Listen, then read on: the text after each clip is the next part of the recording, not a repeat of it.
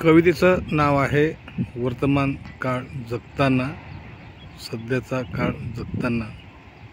कवी आदिम मोहन बारकू जानकीबाई गुहे.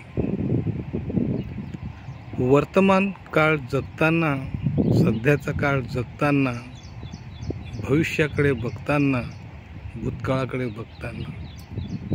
माणूस जगत असतो जीवन आपापल्या परीने. माणूस जगत असतो जीवन आपापल्या परीने, सुखाच्या हारीने, दुःखाच्या हारीने.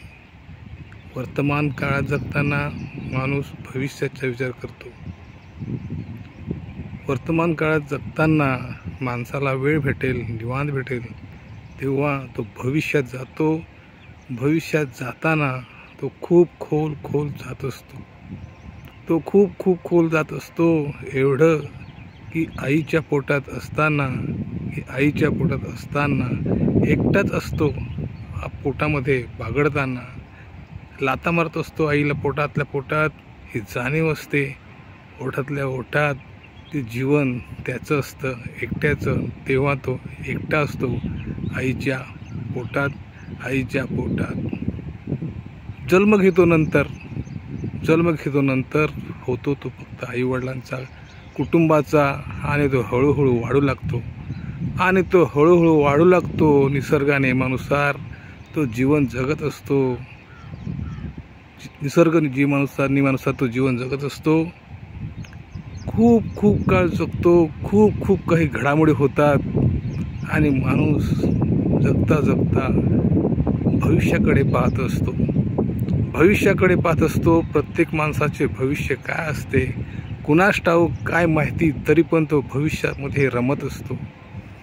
त्याच्या इच्छा आकांक्षा पूर्ण करण्यासाठी मला भविष्य काळ पडला आहे. काल आज उद्या पण उद्याचा भरोसा काय आहे? पण उद्याचा भरोसा काय आहे हे त्याला माहीत नसताना तो भविष्याकडे पाहत असतो. तो भविष्याकडील स्वप्न मोठमोठी छोटी. पण वर्तमान जगताना कधी त्याचा तो इतिहास विसरत असतो. इतिहास हा खूप गहन असतो आणि प्रत्येकाचा इतिहास हा खूप वेगवेगळा असतो. इतिहास हा माणसाला शिकून जातो. इतिहास हा माणसाला भविष्यात काय करायचे आहे, काय घडवायचे आहे शिकून जातो. पण माणसं विसरतात, वर्तमान काळात रमतात आणि भविष्याचा वेध घेत जीवन जगतात. जसा मोठा होतो परिवाराचा तो घटक असतो. जसा मोठा असतो तो परिवाराचा घटक असतो. जसा तो मोठा होत जातो तसा तो